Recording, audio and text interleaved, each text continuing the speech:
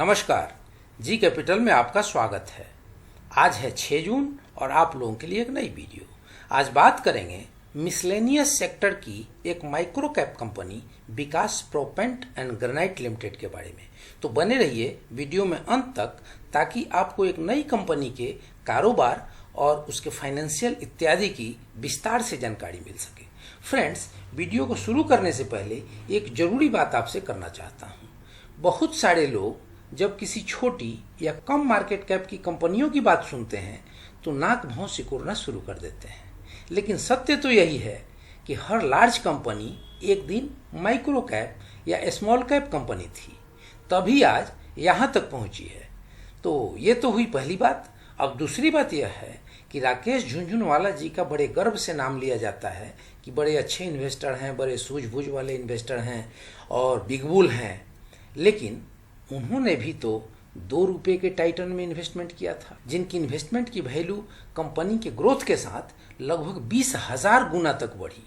तो फ्रेंड्स, मेरा कहना कभी भी यह नहीं है कि प्रत्येक 2 रुपये की कंपनी लार्ज कैप बन जाएगी, किंतु मेरा यह अवश्य विश्वास है कि कंपनी का विजन यदि स्वच्छ हो, प्रबंधन का दृष्टिकोण स्पष्ट हो और कंपनी भविष्य में आने वाली जरूरतों से जुड़ी हुई विषय पर आधारित हो तथा मैनेजमेंट कंपनी के ग्रोथ के प्रति ईमानदार हो, तो बहुत सारी माइक्रो कंपनियां ऐसी हैं जो आने वाले दिनों में लार्ज कैप कंपनियों में निश्चित रूप से बदल जाएंगी और उन्हें लार्ज कैप कंपनी बदलने में देर नहीं लगेगी। तो फ्रेंड्स, हम बात कर रहे थे विकास प्रोपेंट एंड ग्रेनाइट लिमिटेड के बारे में। तो आगे बढ़ने से पहले इसके एक बार रिटर्न की स्थिति को देखें। आप यहाँ देखेंगे कि 1.31% की इसमें एक अपर सर्किट लगी हुई है, और अगर एक वीक की बात करें तो आप देखेंगे कि ये अपने निवेशकों को 5.47% का पॉजिटिव रिटर्न दे चुका है।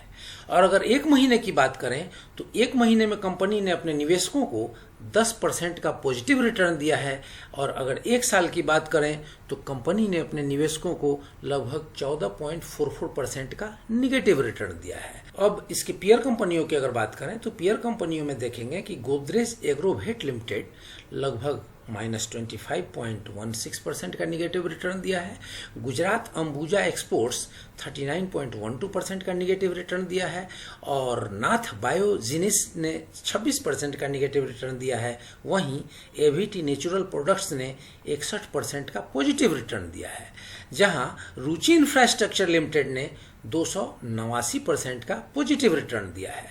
तो फ्रेंड्स, चूंकि मिसलेनियस सेक्टर की ये कंपनी है, तो मिसलेनियस अलग अलग सेक्टर की कंपनियों के साथ इसकी रिटर्न की तुलना की गई है, और आप उसके आधार पर देख रहे हैं कि इसने अपने निवेशकों को अभी मात्र 14% का नुकसान किया है। फ्रेंड्स, पहले फाइनेंशियल को देख लें। तो फाइनेंशियल को अगर देखते हैं तो आप यहाँ देखेंगे कि कंपनी ने 2015 में जो रेवेन्यू था इसका 252.75 करोड़ हुआ करता था, लेकिन वो घट करके 2019 तक के जो आंकड़े उपलब्ध हैं वहां पर मात्र 52.77 करोड़ रह गया है, जो इसके लिए बहुत एक निगेटिव स्थिति है।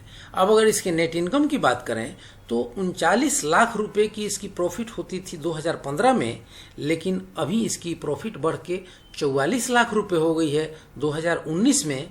तो ये चीज इसके लिए एक पॉजिटिव है, और इस आधार पर ही इसकी ईपीएस भी आप देखेंगे कि 0.02 हुआ करती थी, जो 2019 में 8.74 हो चुकी है। तो यह भी इस कंपनी के लिए एक पॉजिटिव बात है। इसके कैश फ्लो को देखें तो कैश फ्लो में आप देखेंगे कि कंपनी के पास कैश निगेटिव में है, कंपनी के पास कैश की कमी है। फ्रेंड्स, जो सबसे जरूरी चीज होती है कि छोटी कंपनियों में एक बार उस कंपनी के शेयर होल्डिंग पैटर्न बहुत कुछ बयान करते हैं। तो शेयर होल्डिंग पैटर्न को अगर देखा जाए तो शेयर होल्डिंग पैटर्न में आप देखेंगे कि इसमें जो प्रोमोटर्स हैं उनकी शेयर होल्डिंग मात्र 22.42% बची है, जबकि जो रिटेल इन्वेस्टर हैं या अदर पार्टीज हैं उन्होंने इसमें लगभग 78% की हिस्सेदारी ले रखी है। तो फ्रेंड्स, ये एक इस पॉइंट ऑफ व्यू से निगेटिव है कि कल को ये परसेंट अगर आपकी 100 हो जाती है तो हम और आप तो कंपनी को चलाएंगे नहीं। कंपनी को तो चलाने के लिए एक प्रमोटर का ग्रुप या एक मैनेजमेंट है। तो तो इसलिए ऐसी परिस्थितियों में अगर इसमें FII होते, इसमें DII होते और उसके बाद हमारी अगर इसमें परसेंटेज अधिक होती तो भी मैनेजमेंट को चलाना आसान होता है। लेकिन जनता अगर 77-78% की हिस्सेदारी रखती है और मैनेजमेंट धीरे धीरे अगर अपनी सेल कर रहा हो हिस्सेदारी को, तो यह एक निगेटिव एस्पेक्ट होता है। तो मैं ये नहीं बोल रहा कि ये कंपनी कल अपना सारा माल बेच देगी, लेकिन जो भी निवेशक हैं इन सारे पॉइंट ऑफ व्यू से वाकिफ होने के बाद इसमें निवेश करें। अब फ्रेंड्स, इसके कारोबार की स्थिति को अगर NSE की वेबसाइट पर देखें तो आप यहाँ देखेंगे कि अभी भी बाइंग क्वांटिटी 9,29,000 की बनी हुई है, सेलिंग क्वांटिटी नील है और बाई की जो प्राइस है, जो क्लोजिंग थी वही प्राइस लगी हुई है और पूरी 100% की डिलीवरी भी है। तो कहीं ना कहीं इसमें आने वाले दिनों में फिर से एक बार अपर सर्किट लगता हुआ दिख रहा है। अब इसके प्राइस मूवमेंट को चार्ट पे देख लें तो आप यहाँ देखेंगे इसमें 14 मई को एक लो बना था और वो लो था 3 रुपये 15 पैसे का। फ्रेंड्स, थोड़ा पीछे ले चलते हैं आपको तो आप देखेंगे कि इसकी लो 26 सितंबर 2019 को बनी थी, जो थी 3 रुपये 20 पैसे की, और एक लो आपको बनी थी 10 अक्टूबर की, जो लो थी 3 रुपये 30 पैसे की। तो कहीं ना कहीं 1, 2 और 3 इन 3 डेट्स के जो लो हैं वो लगभग सेम लेवल के आसपास हैं, 3 रुपये से लेकर 3 रुपये 30 पैसे के आसपास। तो कहीं ना कहीं इसमें एक बात ये निकल के आ रही है कि इसकी जो एक साइकोलॉजिकल बॉटम है वो 3 रुपये 20-30 पैसे के आसपास है। तो जिन भी निवेशक ने उस लेवल पर निवेश किया है उनकी तो बल्ले बल्ले है, क्योंकि उस प्राइस से नीचे जाने के इसके आसार कम हैं, उसके ऊपर ही रहने के आसार हैं। लेकिन आगे बढ़ने से पहले अगर इसके RSI की पोजीशन को देखें तो आप देखेंगे कि थोड़े दिनों पहले ही ये ओवर सोल्ड जोन में जा चुका था, वहां से RSI में काफी सुधार आया है। अब RSI की जो वैल्यू निकल के आ रही है वो 35 है, तो ये ओवर सोल्ड जोन से बाहर निकल चुका है, प्राइस में धीरे धीरे मजबूती आ रही है। अब इसके अगर MACD की बात करें तो MACD भी आप देखेंगे कि MACD भी प्राइस की मजबूती के संकेत दे रहा है। फ्रेंड्स, अगर 50 दिनों की EMA की बात करें तो 50 दिन की EMA 4 रुपये 66 पैसे है।